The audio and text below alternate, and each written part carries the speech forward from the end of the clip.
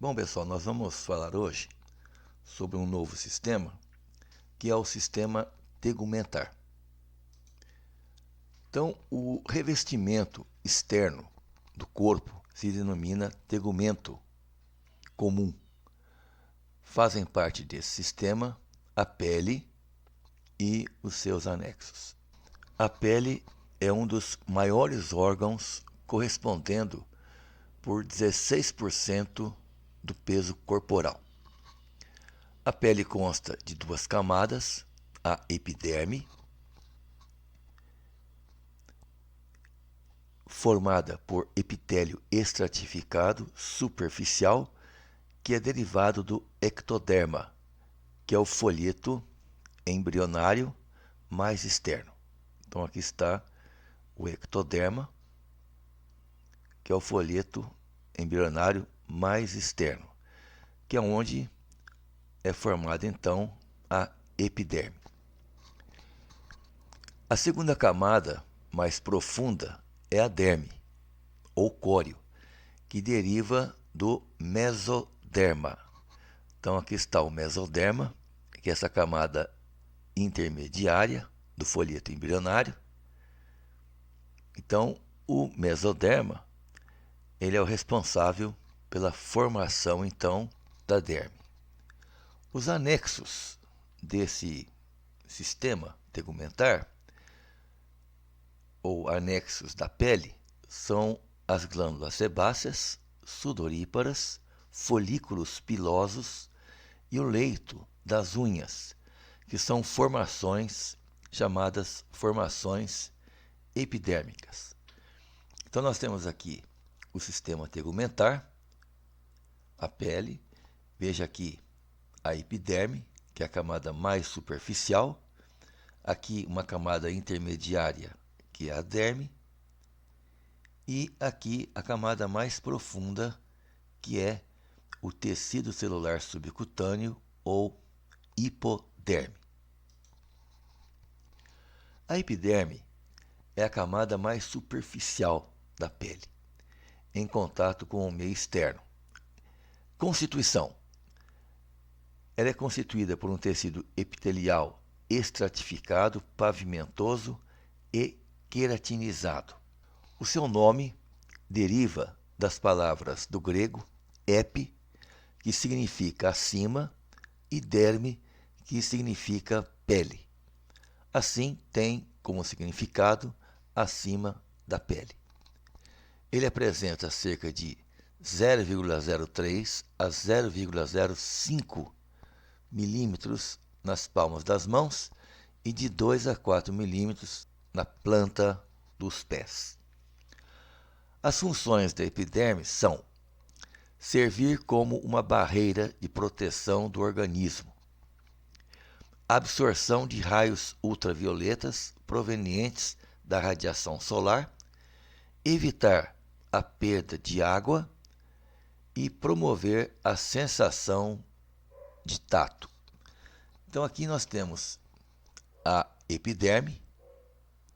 Veja aqui nessa figura, tudo isso aqui faz parte da epiderme. Então tem aqui a camada córnea, a camada granulosa, a camada chamada espinhosa e aqui embaixo a camada basal.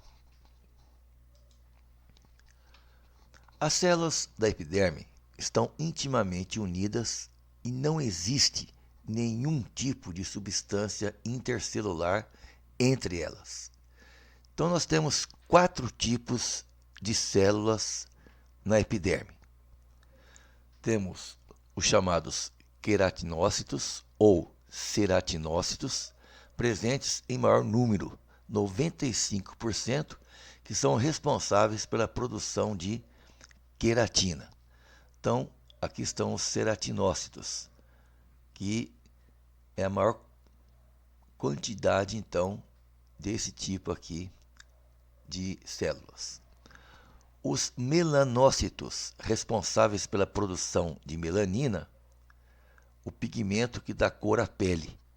Então aqui está o melanócito, fica aqui entre as células, responsáveis então pela melanina, que é o pigmento que dá cor à pele. Células de Merkel. Então, as células de Merkel, está aqui, então, são responsáveis pela sensação do tato e localizam-se na região profunda da epiderme. Então, está aqui na parte mais profunda, então, da epiderme. Tudo isso aqui corresponde, então, à epiderme. Então, aqui é a camada córnea e aqui a lâmina basal, que é a camada mais profunda, que é onde se encontram, então, essas células de Merkel.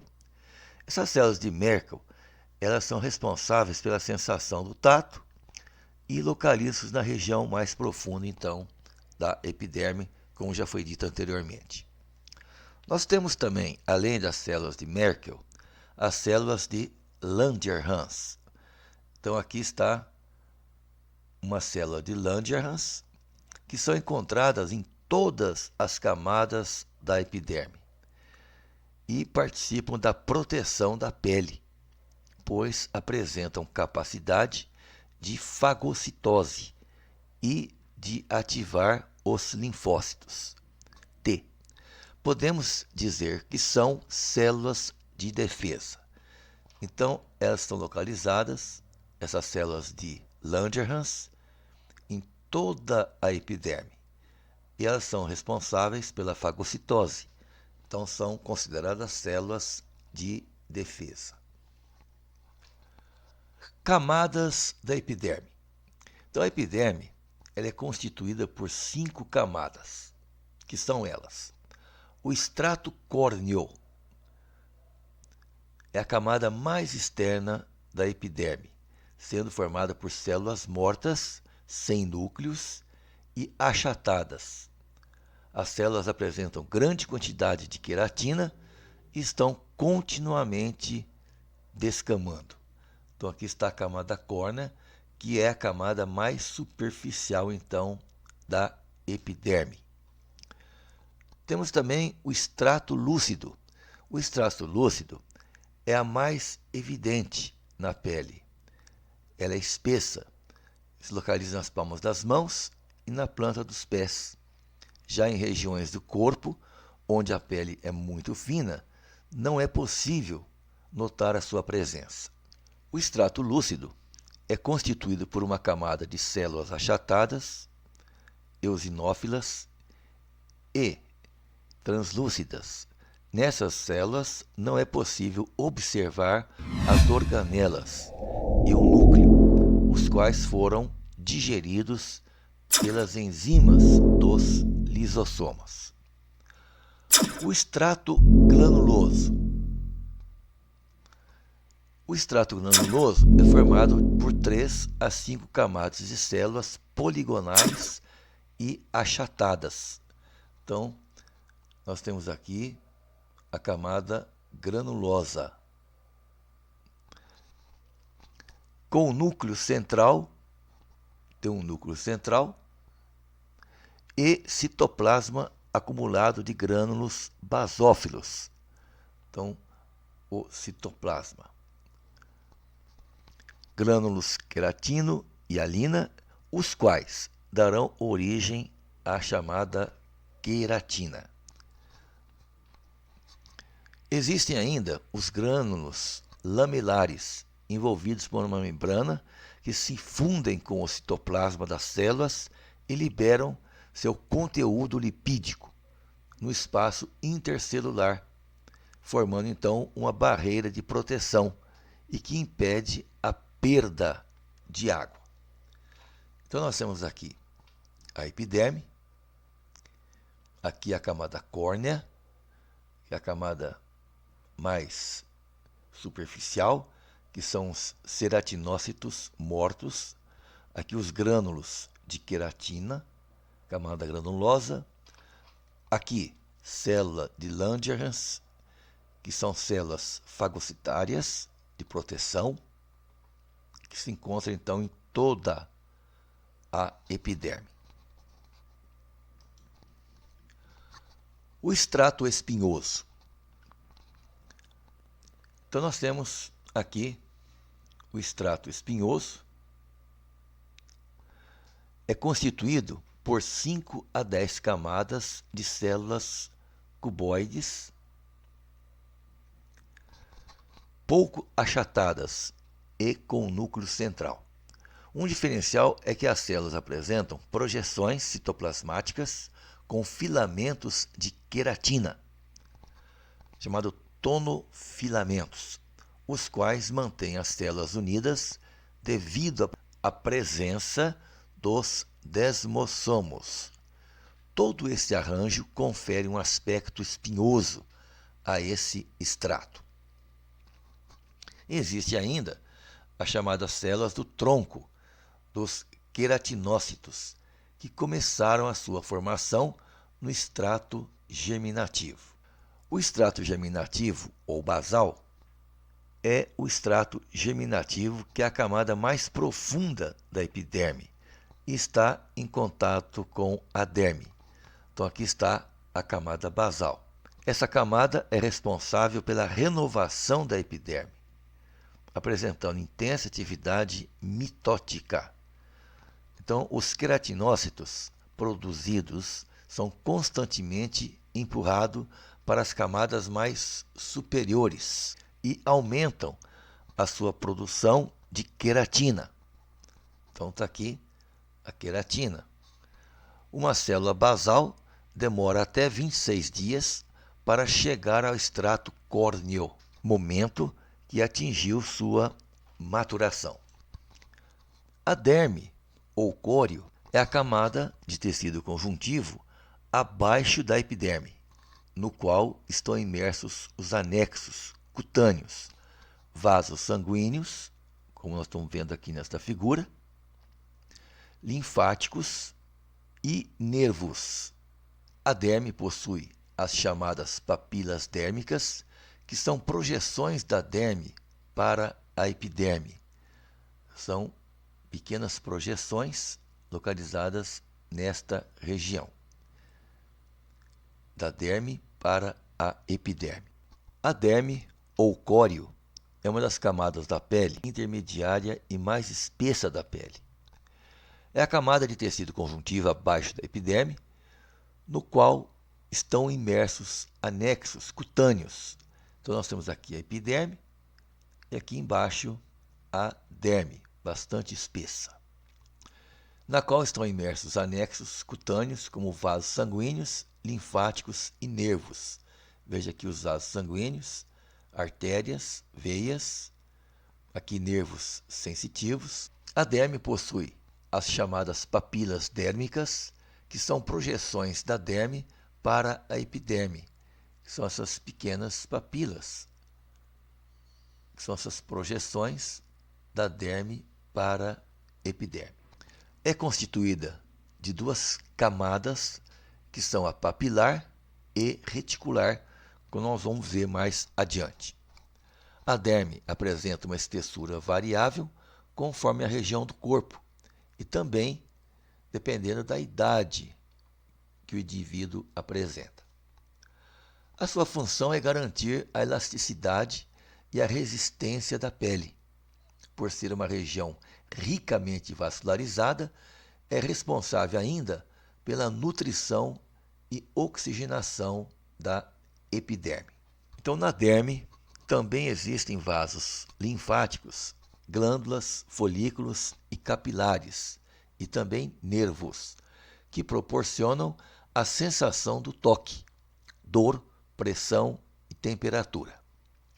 A quantidade de terminações nervosas da derme variam conforme a região do corpo. Por isso, algumas áreas são mais sensíveis do que outras.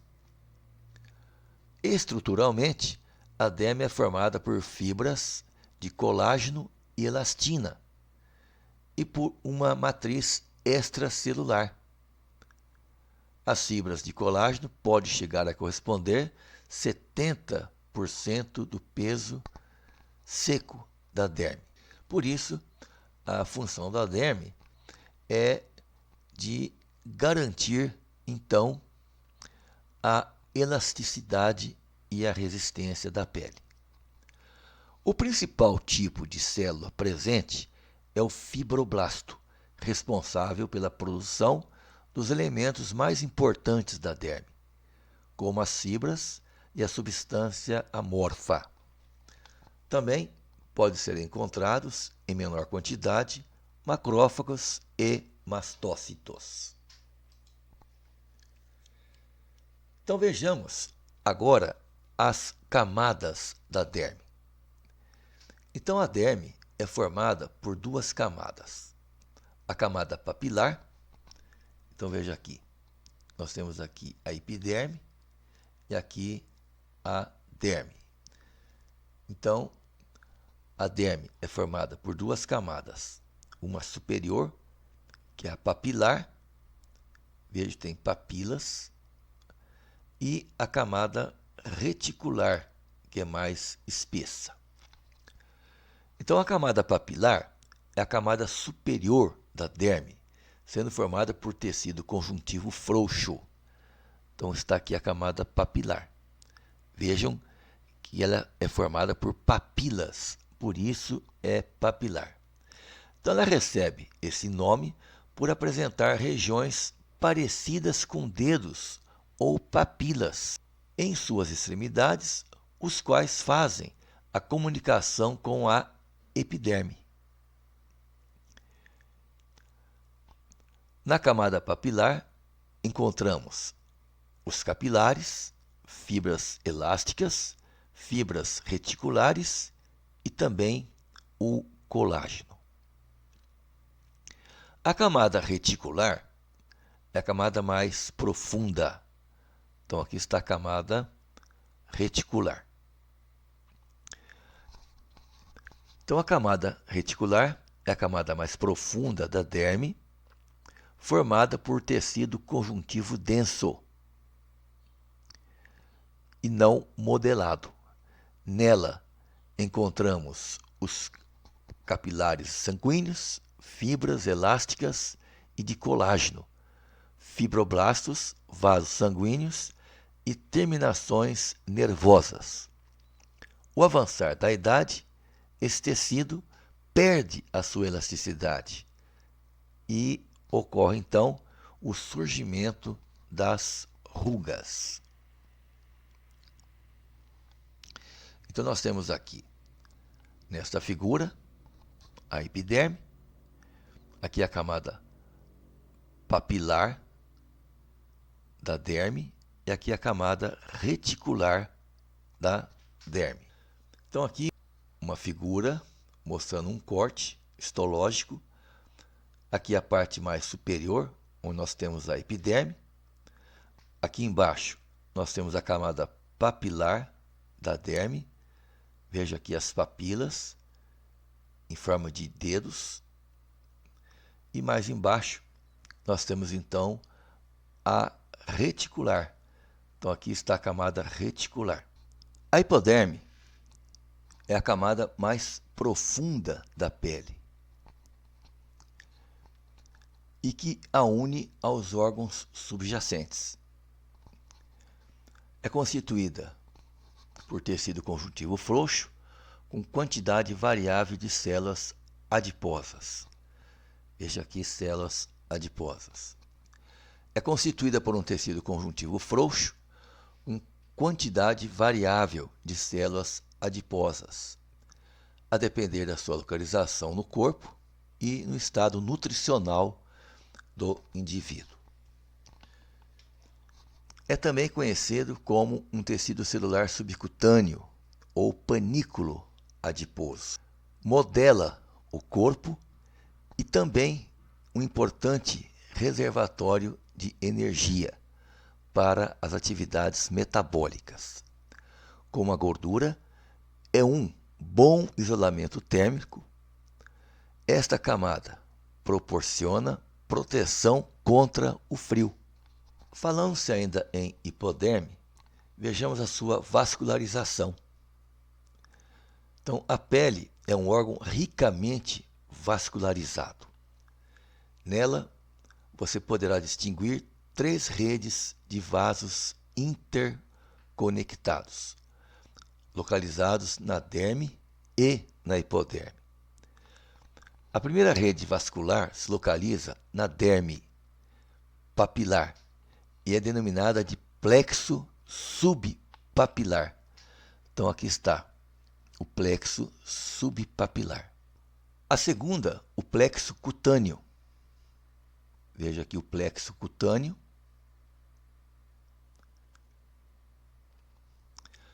Está na região de transição entre a derme papilar e a reticular. A terceira, o plexo hipodérmico ou subcutâneo. Então aqui está o plexo hipodérmico ou subcutâneo, que é o plexo mais inferior. Fica na região da hipoderme. Nós podemos verificar aqui. Veja que o plexo subpapilar e o plexo cutâneo estão na região da derme e o plexo hipodérmico na região da hipoderme. Então, o plexo hipodérmico ou subcutâneo que fica na região da hipoderme, como já foi dito anteriormente. Veja também que do plexo subpapilar originam-se alças capilares que penetram em cada papila dérmica. Aqui.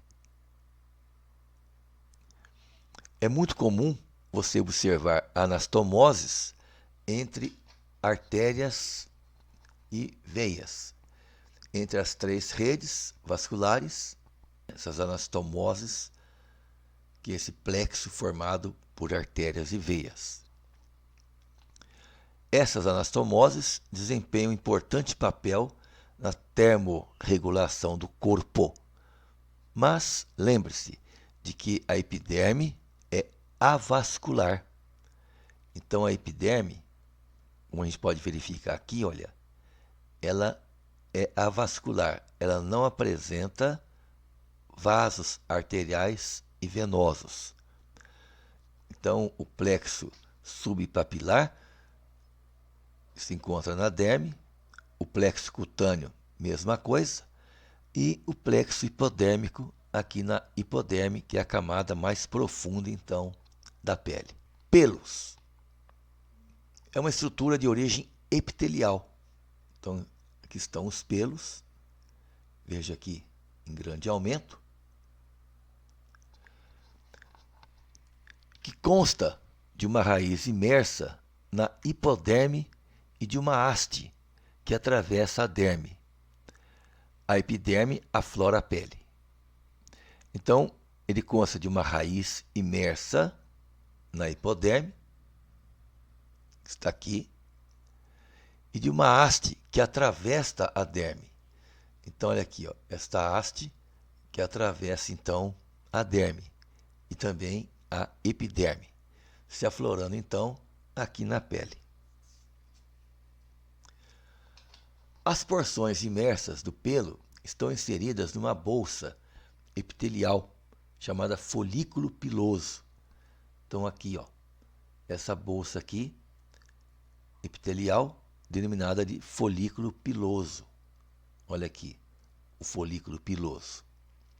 Fundamentalmente consta de cutícula, córtex e medula. No córtex e na medula existe a melanina, pigmento que dá cor à pele. O cabelo é branco quando só a medula é pigmentada.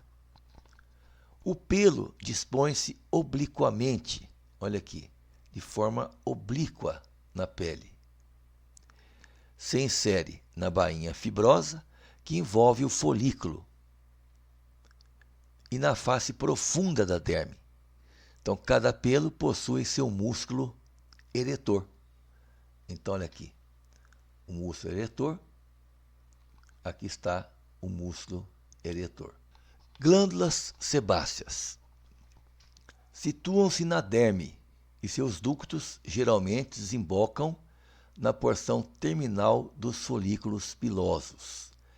Então, as glândulas sebáceas, veja aqui, glândulas sebáceas, aqui, mesma coisa, as glândulas sebáceas e os folículos pilosos, que são esses folículos aqui. Folículo piloso.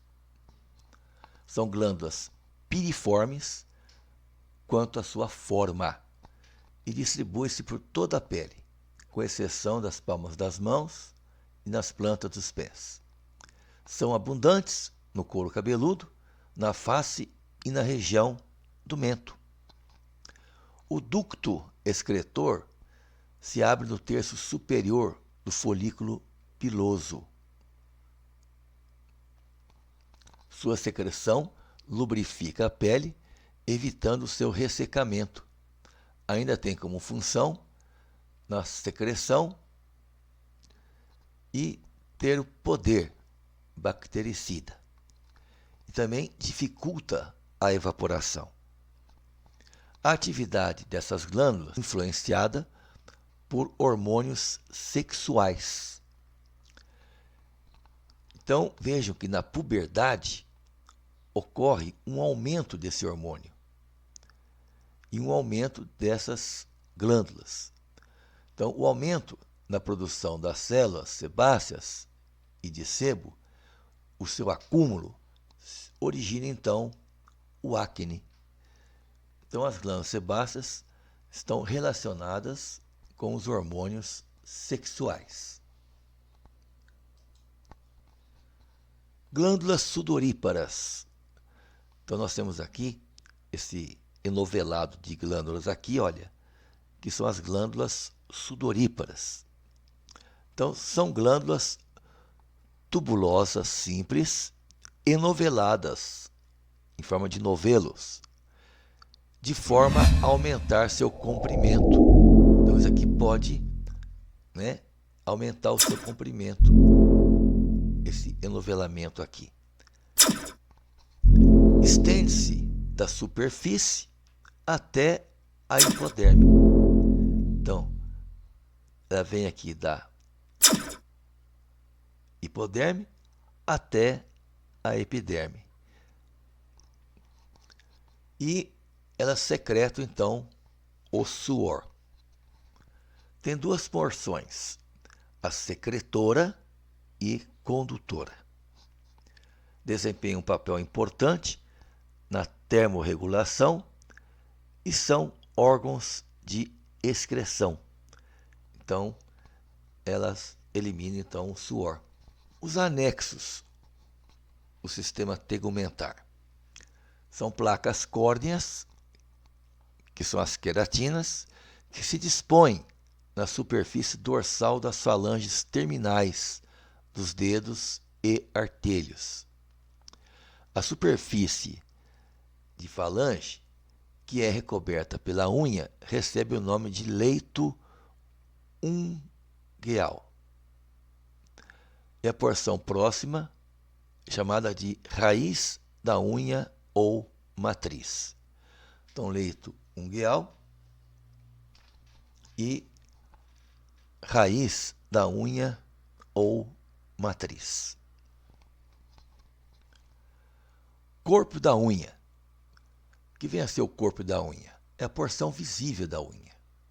Então, toda essa região aqui corresponde, então, ao corpo da unha. A raiz da unha é a parte da unha coberta por pele. Então, veja aqui. A raiz da unha é toda a parte da unha coberta por pele. Essa placa córnea fica sobre o epitélio, recebendo a denominação de leito da unha. Então, leito da unha. Sulco ungueal lateral.